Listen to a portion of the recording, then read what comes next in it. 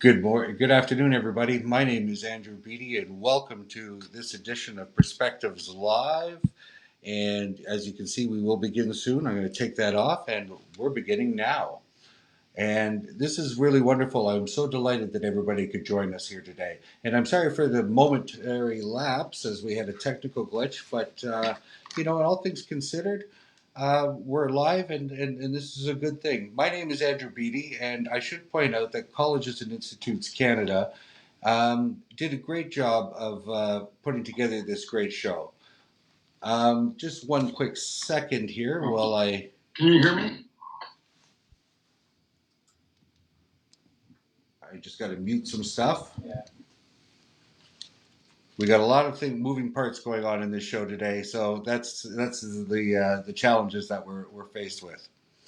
But all that to say, this is live, and this talk could be fun. It could be worse. I could be Chris Wallace and having to moderate a presidential debate. So all things considered, I think we're going to get through this first one just fine. But our topic today is something that's really important to CICAN, and it's talking about rebuilding a sustainable economy. And we've got a great show lined up because later on in the show I'm going to be joined by a great co-host by the name of Sherry Bell. Now, many of you may know Sherry. She is the president of Camosun College out in beautiful British Columbia. And then she will be coming on board with a few guests, including Stewart Elgie, who's a professor of law and economics at the University of Ottawa. He's also the co-chair of Smart Prosperity. And then Merran Smith, and sorry, I should be bringing up some pictures so you can see these great people. Merran Smith is the founder and executive director of Clean Energy Canada. And then we will be joined by John McArthur, who is a senior fellow with the Brookings Institute, who's coming to us live from, although he's from Brookings Institute based in Washington, he's going to be joining us from California. So with any luck, that should go well, and hopefully we can have a great conversation and gain a U.S. perspective on this very important discussion.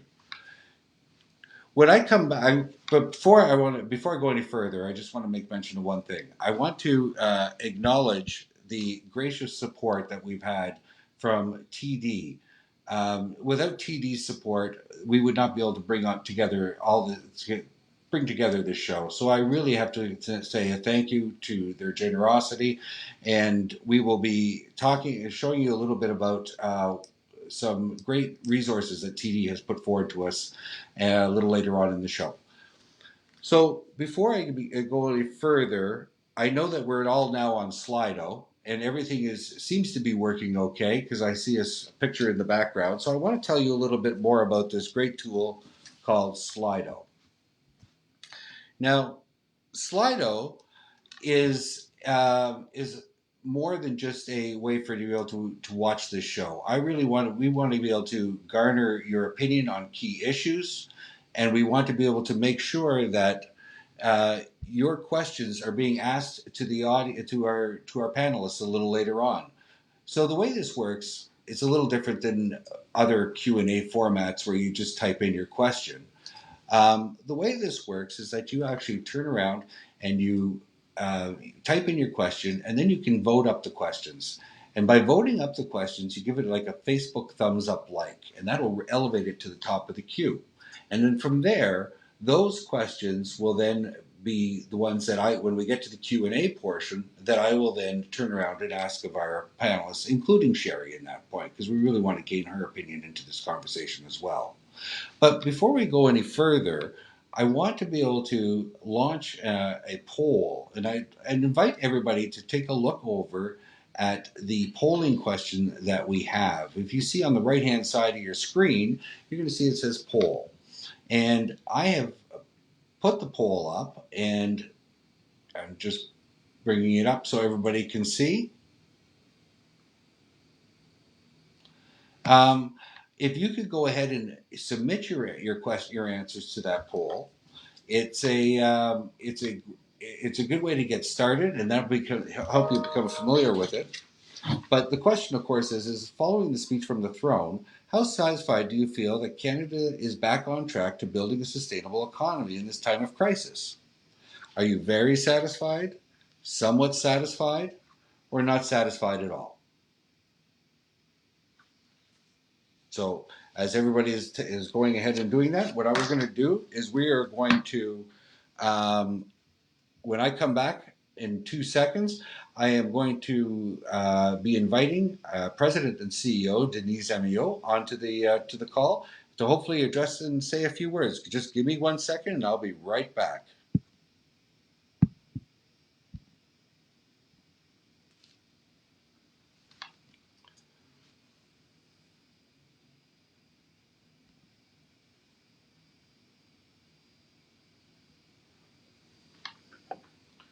Denise, are you there? Yes, absolutely. Hey, Denise, how are you? I'm fine. Yourself, Andrew? I am doing wonderful. Just give me a 1 quick second. There we go. Denise Amiot, ladies and gentlemen, the President and CEO of Colleges and Institutes Canada. Um, Sorry about that. And the doors are creaking. You know, I don't know if everybody else knows, Denise, but we are in the Chateau Laurier, and we're at the CICAN offices. And the CICAN offices, maybe not everybody might know, it used to be the CBC broadcast studios. So you never there could be some very interesting ghosts that are running around. Denise, I am going to turn it over to you to go ahead and address the audience. Okay? Yes, absolutely, Andrew. Thank you very much.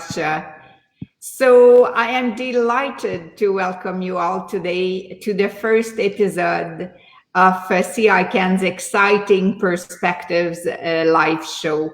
First, I want to acknowledge, though, the land that I'm sitting on, the land of the Algonquin and Anishinaabe people, whose territory is unceded, and recognize all the lands that you are watching this from.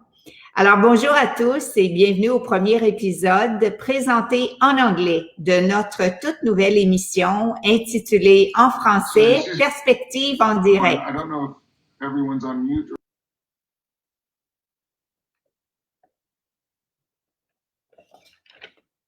À noter que le premier épisode en français aura lieu le 14 octobre 2020. So, like many of you, virtually overnight, COVID-19 changed the way we work. CICAN is no exception, and we had to quickly lead to action to continue to support you, our members, your recovery, and the critical role that you play in Canada's future. The cancellations of our 2020 annual Connections Conference and other events led us to explore how we could continue to connect with our members, associates, partners, and stakeholders. So we moved quickly to ensure that our members were well represented in Ottawa, as policies had to be adjusted urgently, yes?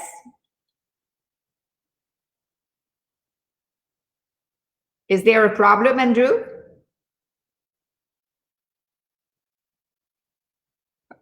Okay, sorry.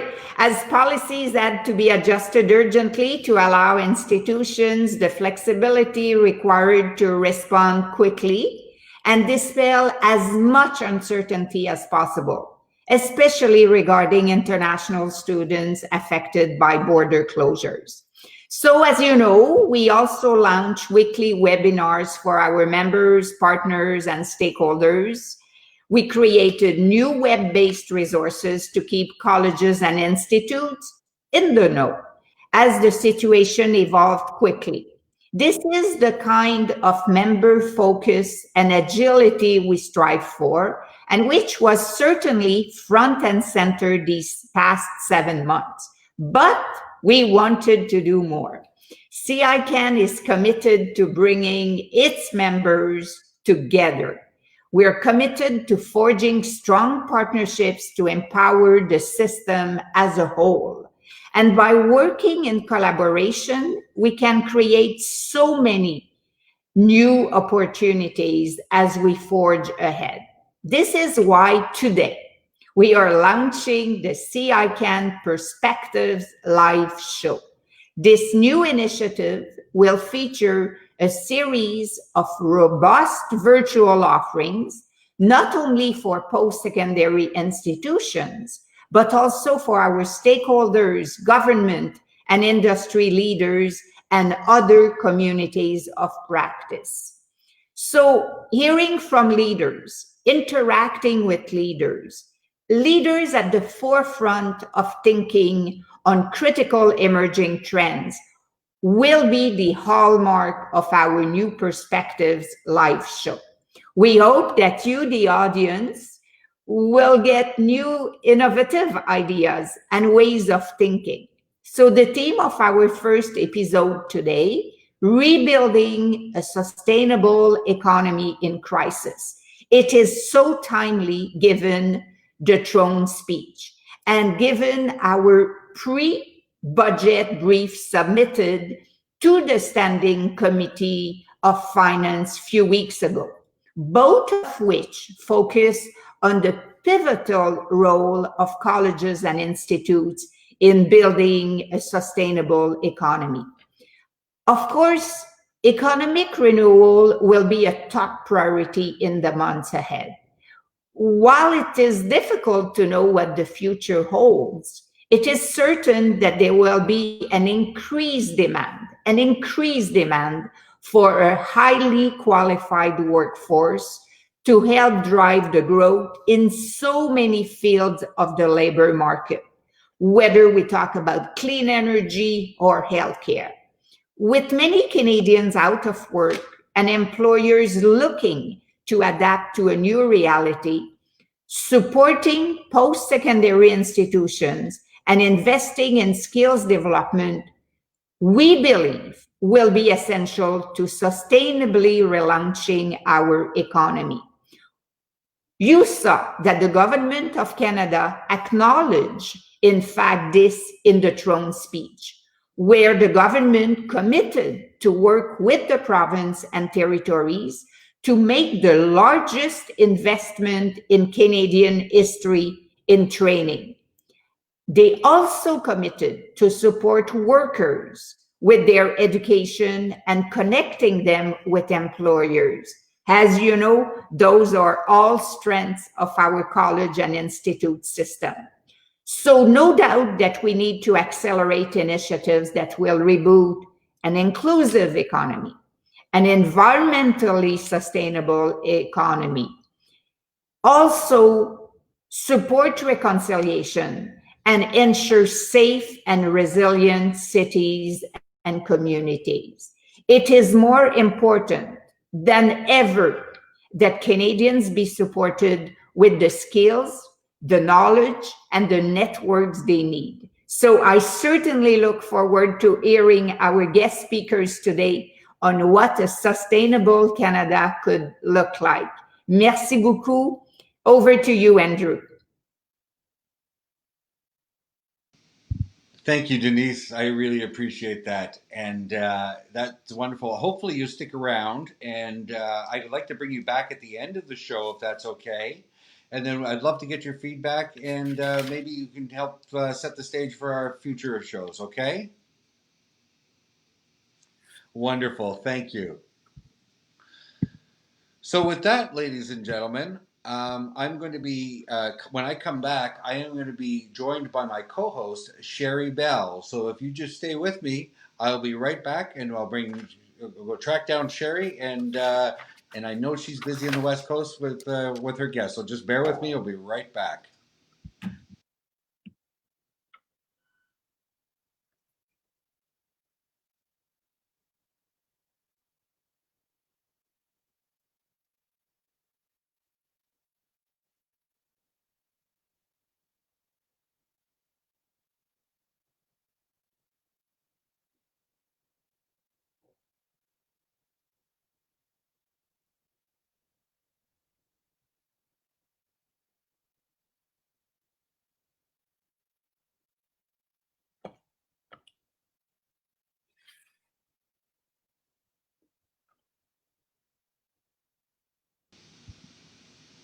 Sherry, are you there? Can we hear you? Let me just see if I can get you.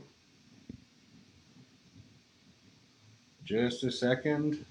See if we can get you some audio.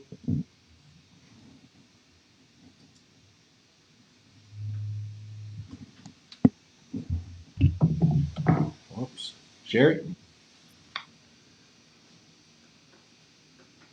Are you there, Sherry? Can you hear me? Maybe if I unmute my mic, would that be helpful? Sherry, can you hear me now?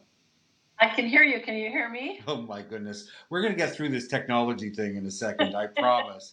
Sherry, thank you so much for being my co-host today. And I'm sorry for all the technical problems, and I'm sorry to my audience for all the technical problems. As you know, as we're walking through this, we're sort of building it as we're flying it, and you know, we had hoped that we'd had all this stuff figured out, but unfortunately, this is the way things are. So I apologize. How are you doing today out there? I'm great. Good morning, everyone. I'm coming to you live from beautiful Victoria, British Columbia, where it's Orange Shirt Day, and that's why I'm wearing the shirt I am. I was going to ask you about that. Of course, Orange Shirt Day across our country is when we all pause and reflect on our history with residential schools for Indigenous people in our country. It's a honor, and I think I'm getting a lot of feedback. Oh, I'm echoing. Anyone wants to hear me twice? There, that's a bit better. Orange Shirt Day for all of us is an important day. When we think about and honor the survivors of residential schools as well as those that didn't survive. And, you know, we're here today with a fabulous group of guests that are going to be talking about sustainability, economic, social, environmental sustainability.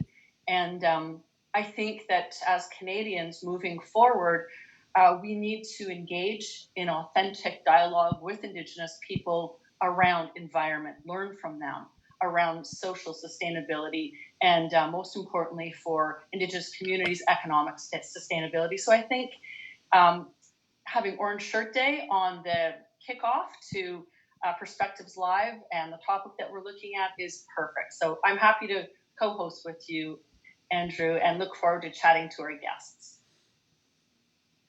Sherry, that's wonderful. Andrew, you're muted. Mea culpa. Mea culpa. Sherry, that's wonderful. Thank you so much. And then what, you know what I think we should do is I'd like to just turn it over to you and the guests at this point. And we'll come back and get the survey results in just a second. How does that sound? It sounds great. Andrew did a great intro to our guests, Stewart, John, and Merran.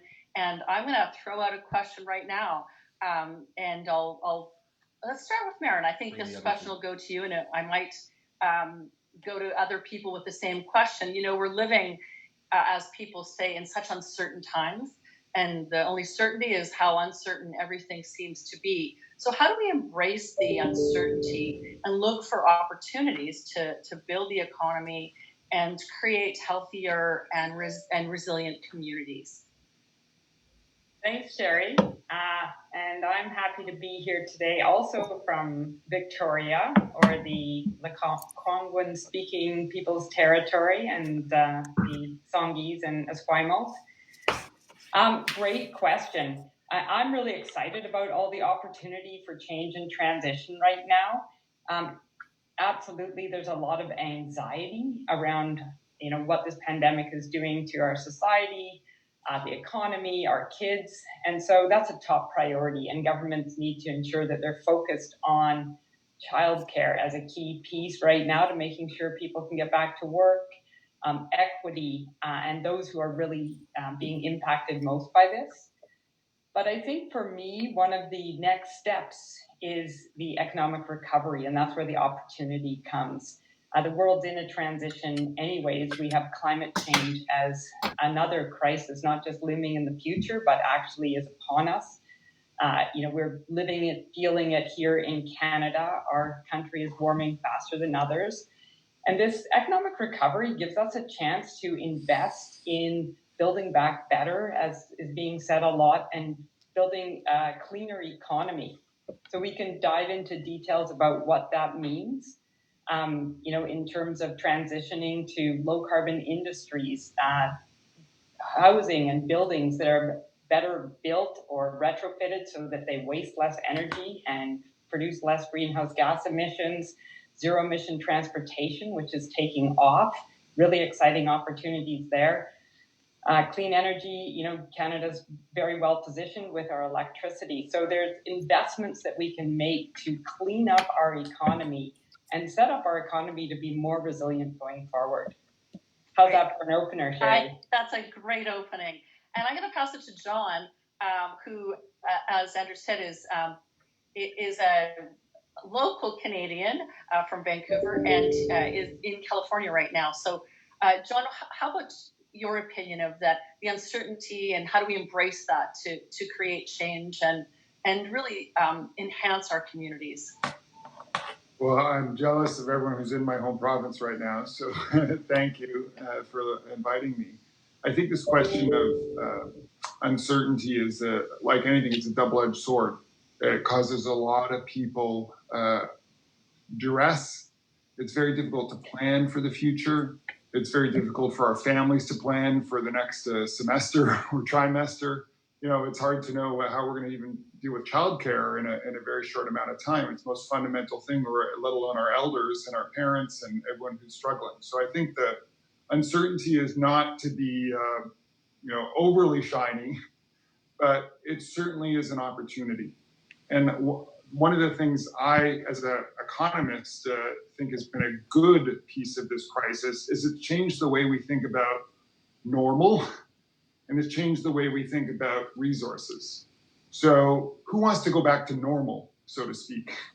We want a degree of normalcy in our lives, but we also want to be in a new place because we don't want to go back, we want to go forward. And it's interesting at the United Nations yesterday, a lot of heads of state and government were getting together, and the phrase wasn't build back better, it was actually build forward better. Because we need a new normal to have a better sense of normalcy that doesn't let us fall prey to the situation again. On the resources, I think it's important, as I like to say, we're in a $100 trillion world economy. And so we see more than, depending on which numbers you use, at least $12 trillion getting spent on these, moments of crisis. The good news is $1 billion is no longer a big number because we're now talking about trillions in the world economy. And we need to be thinking about billions of dollars of investment in order to get to a better place for our future. And so I think it gives a new sense of what scale looks like, and it gives a new sense of how we build on a generational basis. And so I think it gives us a way to think different about what's the job we need to get done. And that's why I'm so delighted to be here with Stewart and Merran. And the two of them have done so much work on how we think about the scale of the economy over the years and how we get it to a new place. And we got to think big and we got to think different. Thank you. Thanks, John. Same question to you, Stewart, for this round. Stewart, you're muted. Is that better or worse? Oh, that's good. Okay, I apologize for not being in Victoria, but not everyone can be there. I'm in Ottawa. So to be practical about it, I guess I would say I agree with everything Merran and John said, and in many ways it isn't a choice. The global economy is moving to a low culture, whether we like it or not. And our only question is do we stay with the leading pack in that change, or do we take a Donald Trump-like approach and try to kind of cling to the past and hope that we can hang on for a while? And I think the answer is obvious, right? You need to do what Gretzky said and skate where the puck is going, not where it was. And the good news is that there's still going to be jobs and growth, and the challenge is to position ourselves where that jobs and growth is going. And the truth, it'll be in every sector. We'll still flip our switch and electricity will come out. It will just come from clean sources, not dirty ones. We'll still live in homes and go to work in buildings. They'll just be highly energy efficient with lots of smart gadgets on them.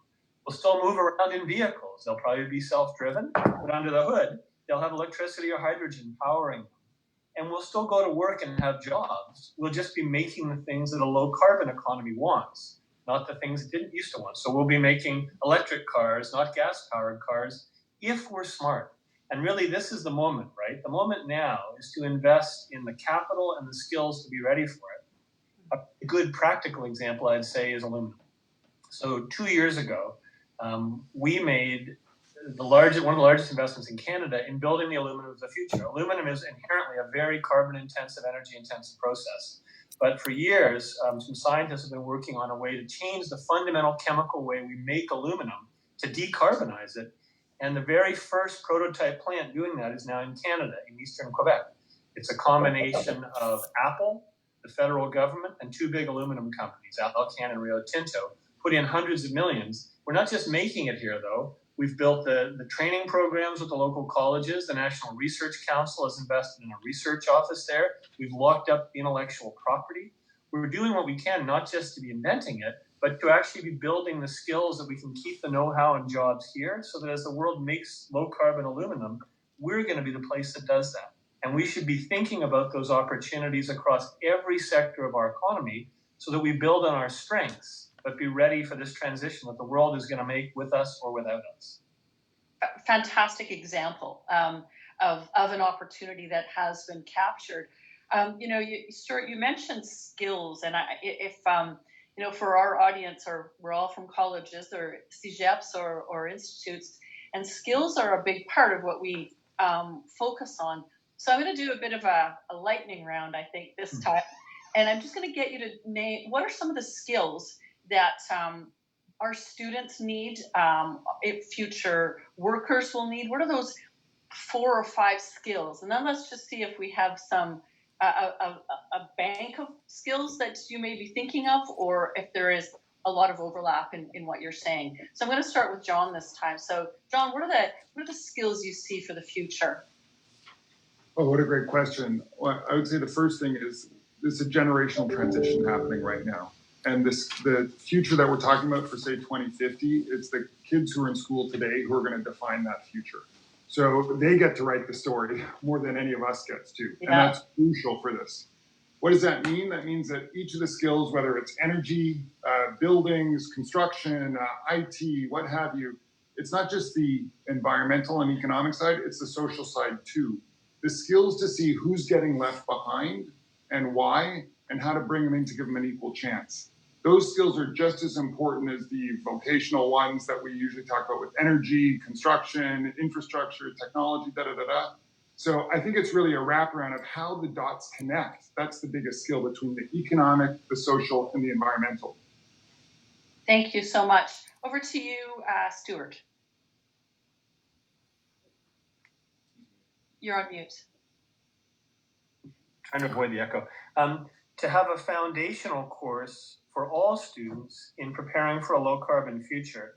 Because the truth of it is, in every single skill or every job category, there's going to be changes. And I think the big thing is to be thinking ahead and to challenge the students to say, this is where the world is going.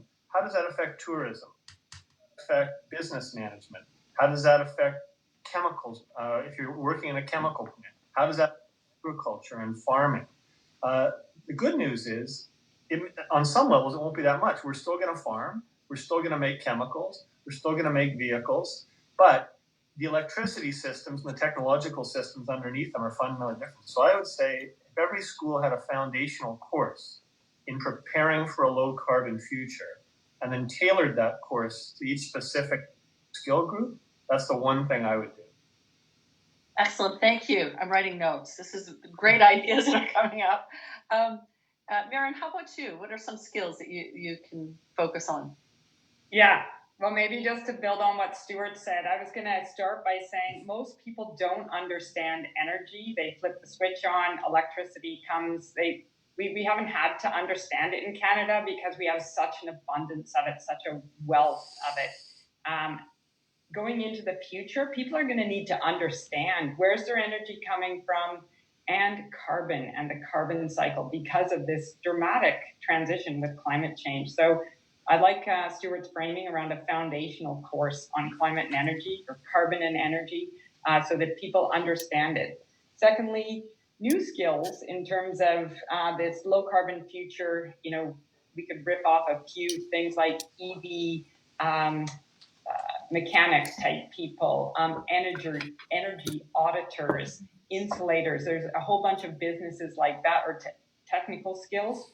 In addition, let's be clear though that all those skills of lawyers, accountants, marketers, all of those are going to be needed in this world as well. So, you know, in some ways, as has been outlined, things aren't going to change radically. They're just going to be lower carbon. And I would say a really, really critical skill is around flexibility, outcome-based, the ability to change, to see patterns, and to actually change. Change is going to be happening faster. We've seen it in our lifetimes. And so it doesn't matter what you are in. It's not a job you get for 20 years and you're going to stay in it. And what's going to set you up is if you're able to change and be flexible and to anticipate what's coming and try to be a step ahead so that you actually are contributing more and more. Can I jump on one thing to build on what Merran said? I think part of what that means is being ready, particularly to focus on retraining and reskilling for people at mid-career, because this change is going to be constant. So probably, you know, there'll still be people coming right out of high school or early career, but I think there's going to be more and more kind of mid-career retraining and reskilling. Mm-hmm. Yeah, I think that connects to the next question I had planned to ask the group, which is, you know, from your perspectives, what's the role of post-secondary and in particular colleges in education training and building a sustainable future? All of you touched on it a little bit when we were talking about specific skills, but what do you think the big picture role is of colleges in that area? I'm going to go to Stewart. I'm going to unmute first, thanks. So you just heard my first answer, obviously, that it's not just initial training for career entry, but mid-career. And mid-career is harder, as everyone knows. So I think that's the biggie. And I think in a lot of ways, as Merran said, it's preparing people to be more resilient and adaptable. One of the things I run an interdisciplinary program at a university that tries to train this skill set for university level students. And what we call it is multiplexing. You're still going to need people with specific skills, but more and more, particularly for environmentally related change, you need to have a basic literacy in the science part, the technology part. You need to have an ability to work as part of a team with people that are getting ready to make change for a low carbon future. And so having a basic literacy and a resilience and an adaptability to understand the different elements of that multidisciplinary change is really important. More important for environmentally related positions than most skills is what we've found from jobs counselors. Great, thank you, Stewart. Either John or Merran, would you like to add on to something that Stewart said? I see John's off mute. No, I would just, or Merran, you first. No, you go ahead. Well, I think, you know, I couldn't agree more with what Merran sort of said, and two of the country's leaders on a lot of these energy transition questions. But again, I would just emphasize, I think they need to be anchored in other transitions that need to happen too. So I work a lot on these things as sustainable development goals. There's 17 different goals across people, planet, and prosperity. All of them matter. And that's one of the points, is that you need to have different people, as Stewart was saying, worrying about each of them, but you need to also be thinking about how they need to connect literally and figuratively. And so I think institutions like colleges and SAGEDEPs and across country have a role to play to say, gosh, we have to be thinking about each of these pieces, and we have to have a checklist in our head about how are we dealing with the prosperity, how are we dealing with the people side of the equation, how are we dealing with the planet side of the equation. And we need to be thinking about how they fit and how the departments fit, how the languages need to be developed so that people can understand each other. Because even at the highest levels of the most sophisticated people, they don't know how to talk to each other because they don't know each other's languages of specialization. And so I think colleges and SAGEPs and institutes across the country are tremendous places for people to develop that vocabulary for working between the swim lanes in which so many professions go back and forth every day. Excellent. Merran, do you want to add anything to that? I think I just really want to reinforce what John just said around the social side of things. And I think CEGEPs and colleges are a great place, not only the skills that people are learning, but equity, racial inequities, prosperity, and ensuring that for all, and just understanding how, no matter what it is that you are going to do in life, that you've got the right language to ensure that we are being more inclusive and creating a more equitable society. Fantastic. And, I mean, when you think about colleges, we are institutes of access. That's where we start. We also do the high-end, high-flying engineers, and but access is the core of what we do. So thank you for your comments. I'm going to just do a little pivot and give you each a different question now. And Merran, I'm going to start with you because I want to pull out just a little bit of what you've just said and have you talk about, during COVID, it's been more evident that communities that are disadvantaged communities and populations have been more disadvantaged during COVID. So how would clean energy and manufacturing, looking to the future with the environment and an industry like clean energy, how could we support those communities in reskilling and attaining jobs in the jobs of the future?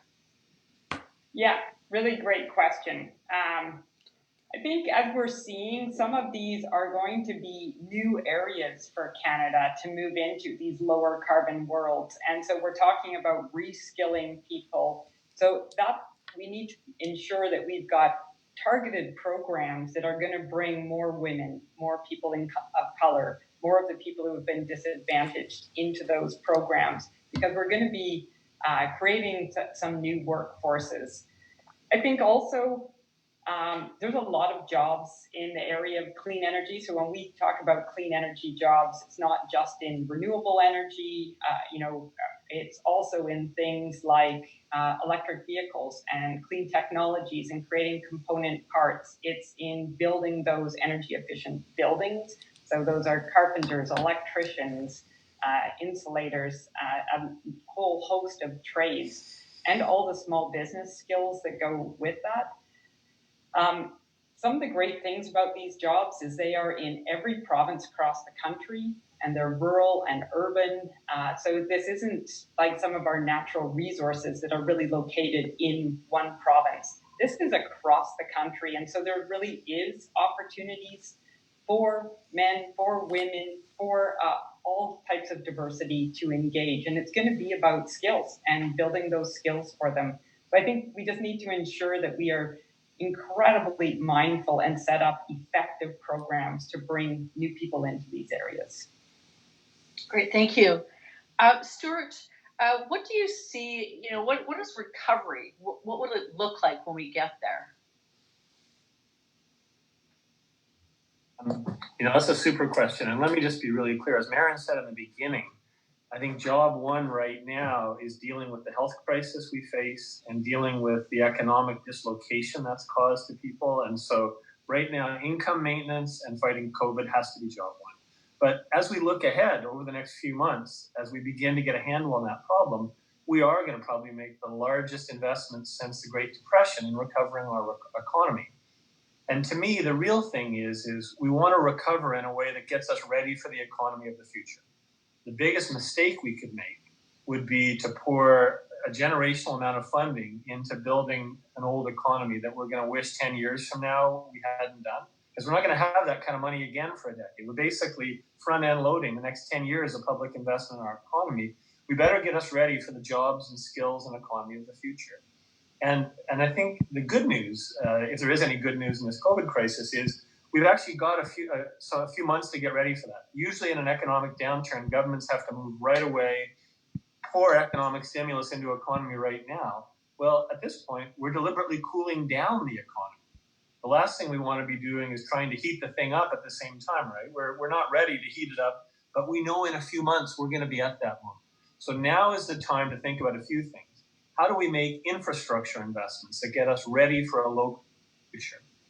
how do we put in place the public incentives that will support businesses and investors in investing? How do we have, there's going to have to be public co-investment, just like we saw with that aluminum example I gave, in all of these areas: clean energy, hydrogen, helping with energy efficiency for buildings and homes. All of that will involve a big role for government, not to pay for it all, but to be co-investors, to give incentives.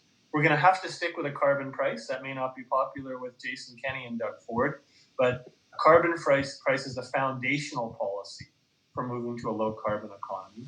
And we have to have strategies. In every one of these sectors, we need a strategy that says, where's Canada positioned to succeed? Because we're only 2% of the world's GDP, right? We're not going to be the leader in every one of these sectors. But we've got a lot of strengths in energy, in infrastructure, in intensive manufacturing, in lots of these areas. The trick is to figure out, as the world moves to a low carbon future, what's the 4 or 5% of that global GDP that we think we can be winners in and generate those jobs? So having a strategy for every sector, critical. Excellent. Thank you so much, Stewart. Sure. And our last question in this segment of the program is going to go to John. And Stewart talked about Canada's strategy and having a strategy for each area of the economy that we want to build. And John, I'm going to ask you a question, and I'm not going to mention the debate last night. But you're a Canadian who's been living in the United States. You're living in D.C. right now in California. What do you see as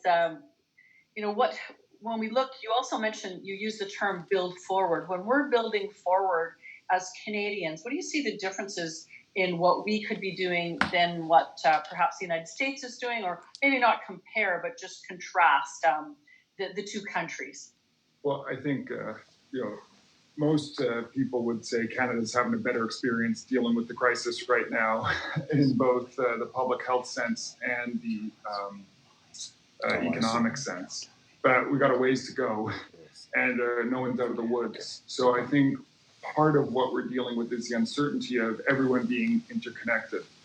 I think that from these very big picture points of what the world doing, there's a lot about what individuals can do and even students today can do. And one of the things we're seeing just this week is, even in the United States, small businesses and applications for people to start their own businesses are going up dramatically. I haven't had a chance to see any comparable Canadian data yet, but I think this matters even when we talk about the students at the colleges and institutes, because each of these big transitions, think about decarbonizing the economy by 2050.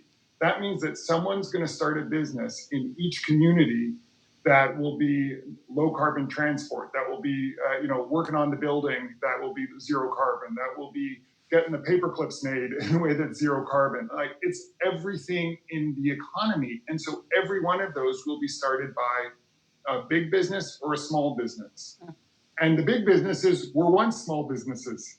And that's where I think it's interesting watching in the US, and I don't think anyone's super happy about what's going on at the national level, but in terms of how the policies might not be connecting right now, and there's so much uncertainty. But I think in Canada, we have to, at the same time as we focus on the crucial level of the feds and the provinces, think about, well, what are the community level businesses that people could get going now to disrupt to that better place? And that's also the services in the local economy, because the services are not the big international businesses, they're usually the local ones. Right. And for each of these provinces, someone getting left behind, someone not getting what they need, some community that hasn't been served before, that's a new business waiting to be started by someone in a college today or a CEGEP. And I think that is a huge piece of this, and there's a lot of support available, but it's going to be the local entrepreneurs that get it done. Fantastic. Thank you, John. If I could just add one thing, and that's that I didn't mention childcare. And I think that's one of the things that's really been exposed during this crisis is how important schools and childcare are for women to be able to participate in the workforce. So that is an area that I think we're going to see grow and is critical to any economy, even the low carbon economy. Childcare is critical. Perfect. Thank you. And thank you all. That concludes this part of the program, and I'm going to pass it back to to Andrew. Well, Thanks. Sherry, thank you so much. I really appreciate that, and I want to get into some of the questions from the Q&A now that have been coming in, and we've been getting a lot of them. Just let me bring you back in here. Andrew, could you turn your volumes a little low? Oh, I'm sorry. Can you hear me better now? A little bit better? Merran, can you hear him better? Yeah, okay. Okay. Sorry about that. So let's get into the to the Q&A here and see what our first question is. Our first question came in and it says, "How do we tap into the potential and strengths of our students?" Well, Sherry, if you allow me, I'm gonna go ahead and ask you that question first. Well, what a great question coming from colleges. You know, it's. I think that a lot of what we are doing in colleges allow that tapping in.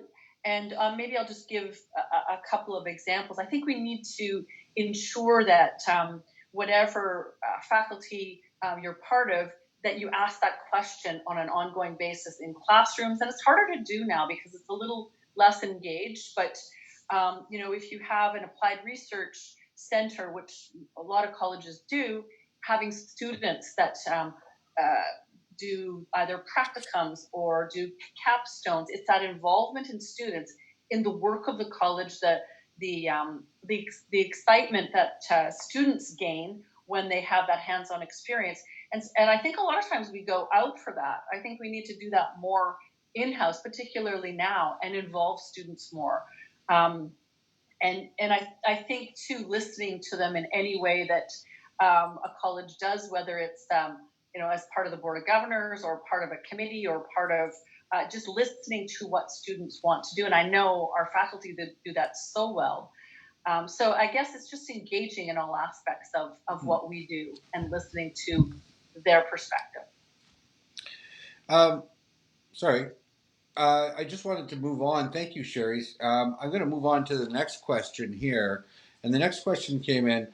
How do we encourage companies to become leaders in clean innovation? That tied to a thought I had earlier on, and something, Stewart, you were talking about earlier. Stewart, do you want to take a crack at that for me?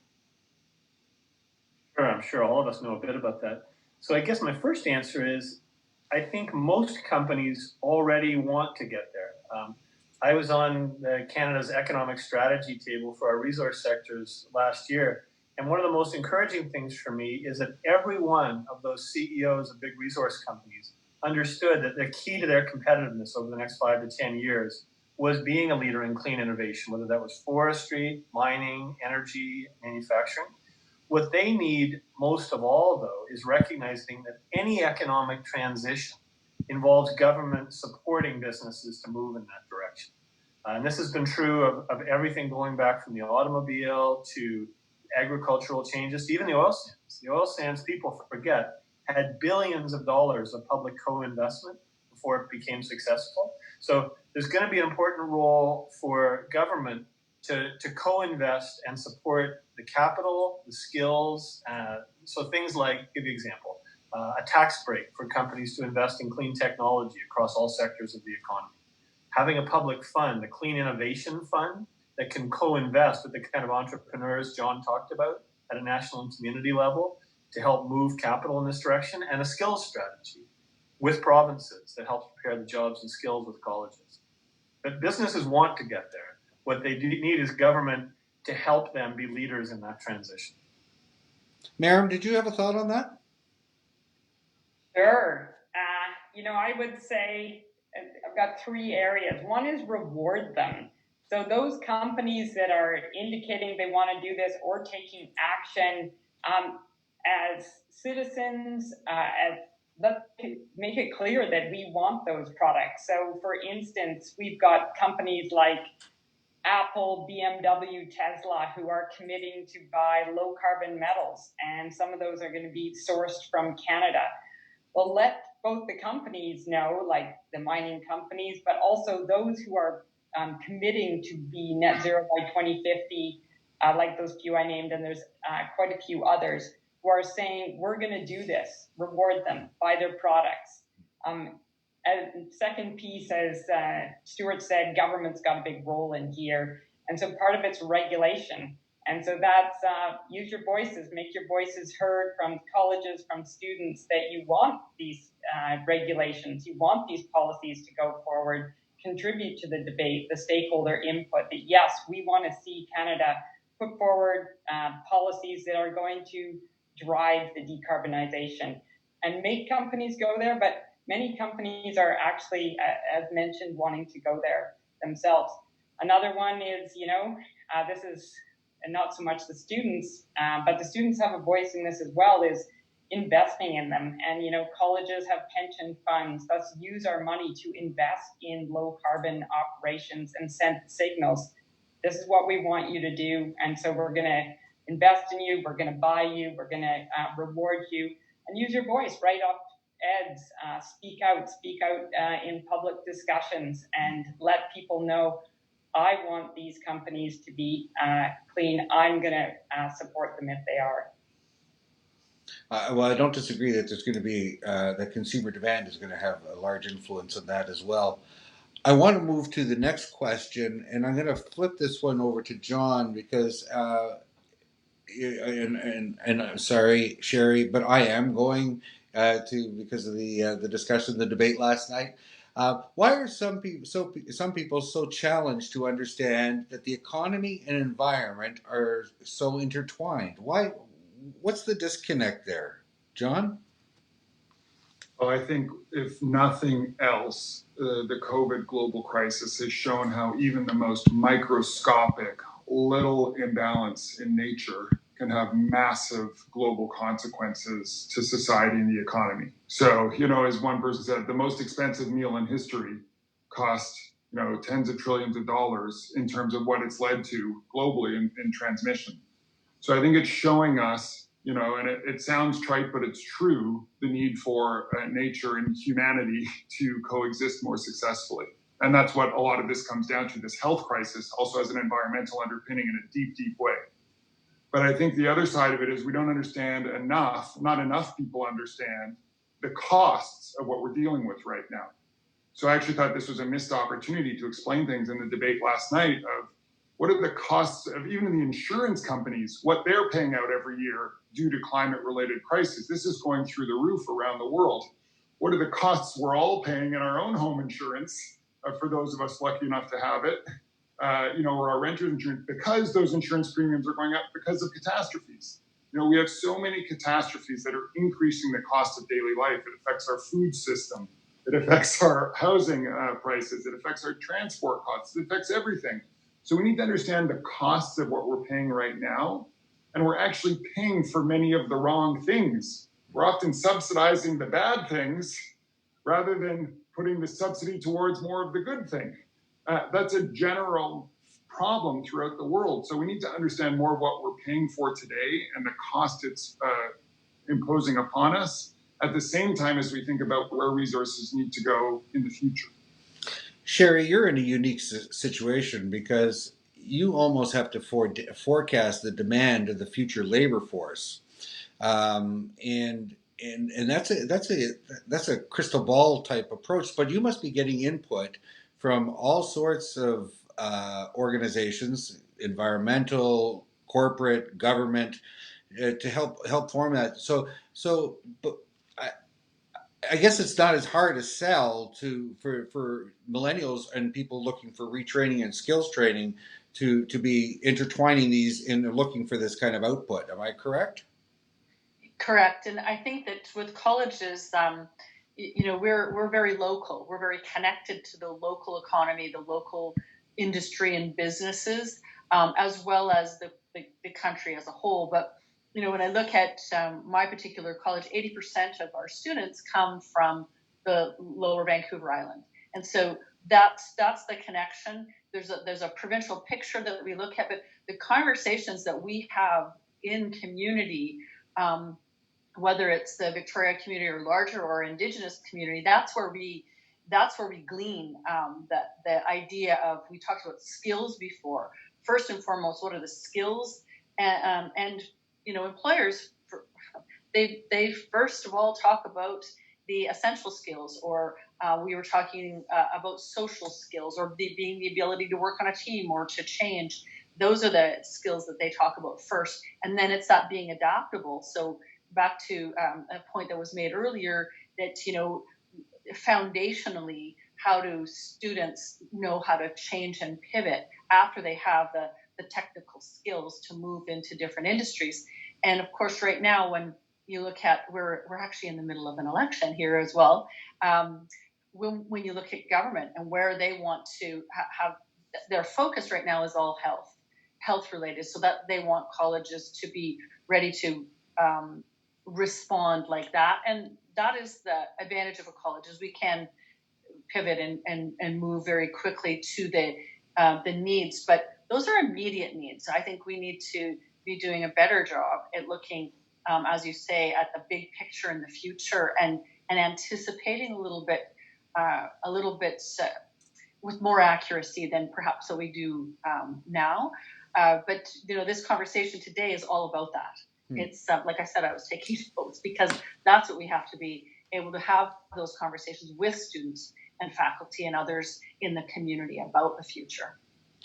Well, we're about out of time, but I have time for one more quick question, and I'm going to go around the table in a lightning round here, literally a lightning round. In the context, and I'm going to have to ad-lib this question a little bit, in the context of what we've been discussing, how are you defining sustainability? Okay, 30 seconds. We're going to go with, let's start with Merran. How would you define sustainability in the context of what we've been discussing today? Good question. Low carbon, No challenge. equitable. I think sustainability has to take into account both the environmental component around, in particular around carbon, net zero emissions, but also equitable and one that's inclusive. John, you're up next. I'd say three things. In a society that recouples economic progress with progress for average families, that decouples economic progress we need from the environmental problems they're causing, and I like to say we couples in a society that leaves no one behind, so really enforces that we're all in this together. That's sustainability to me. Stewart? Yeah, I would say an economy that generates wealth and jobs and a better quality of life without destroying the planet we depend on. I teach this to students, and one of the things I'm struck by is this sense of foreboding or fear about the future. They know the economy we have now is actually jeopardizing their future. And what we need to do is give them a sense of hope that will solve that problem, and to focus their energy on being part of solving that problem. So I think that's the key, is to get them out of gloominess about, oh man, we're in trouble, to we can do something about this. We can build a sustainable economy. Sherry, I'm going to give you the last word. I couldn't add anything more to what's already been said, except for I think that it's important that economic, social, and environmental sustainability are seen as one, because as John said, that you can't really pull them apart. And the word sustainability is interesting. When Andrew and I were talking about this broadcast, that was the first thing I asked was, what do we mean by sustainability? So we haven't really got a definition, but I think what all our esteemed guests have expressed, I would totally agree with. And Sherry, I know we were talking about bringing this back full circle, and I had asked at the onset of the show put a poll question to the audience, and I said, and the question was, following the speech from the throne, how satisfied do you feel that Canada is back on track to building a sustainable economy in this time of crisis? Maybe surprisingly, maybe not. Somewhat satisfied was 78% of our viewing audience today. Very satisfied, 10%, and not satisfied at all was at 12%. So that was a very interesting outcome.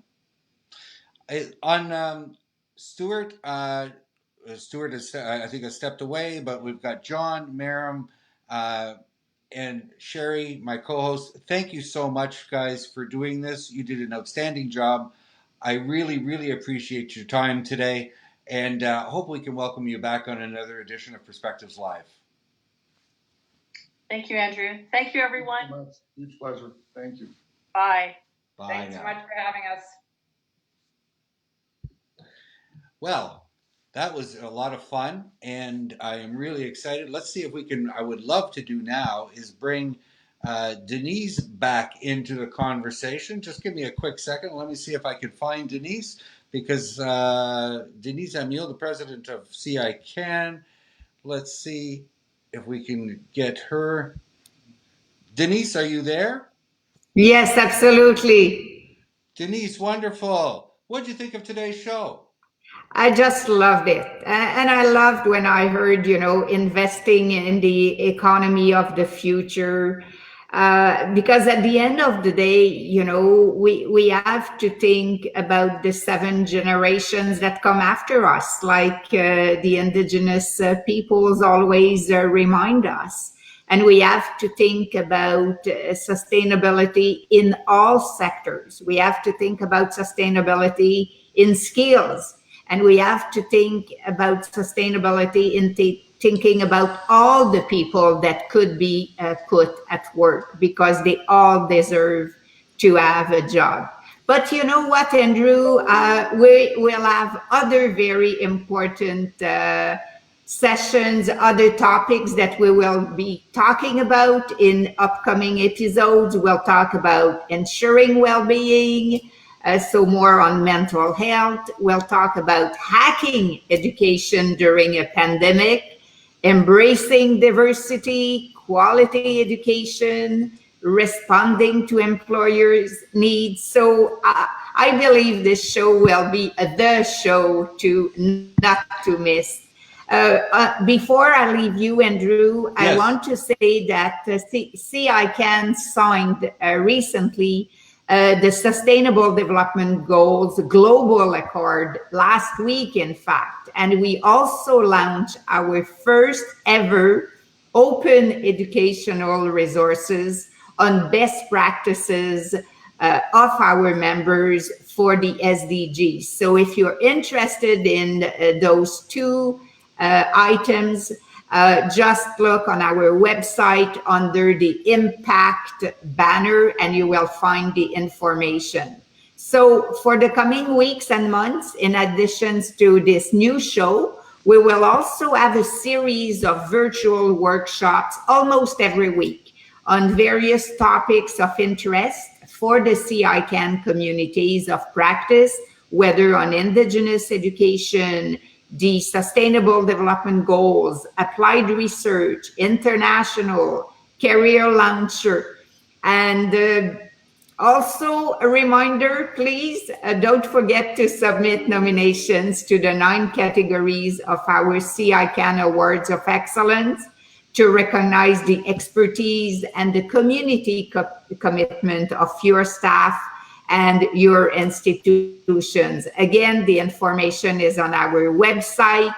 And lastly, on vous rappelle de ne pas manquer le premier épisode en français de Perspective en direct. Ça va avoir lieu le 14 octobre prochain, même thème, mais avec des co-animateurs et des conférenciers invités différents. So over to you, Andrew. Thank you so much, Denise. Sorry about that. Thank you so much, Denise. This has absolutely been wonderful and a privilege to be able to host this today. On behalf of Colleges and Institutes Canada, and I want to thank everybody for the opportunity. I apologize for the few technical glitches that we've had throughout the show. I also want to thank one more time our sponsor, TD. Now, I will just bring one last element up for you, everybody, to recognize. We have put a link under the resources section on the Slido page. It's drop the hamburger menu down. You can actually click on it. You'll see resources. There's a link to some TD webinars and information. I would strongly encourage you to take a look at that. They have some excellent content there to supplement what we've just been talking about today. Until the next time, ladies and gentlemen, thank you very much for joining us on Perspectives Live, and we look forward to welcoming you back on a future edition of the show. Have a great day.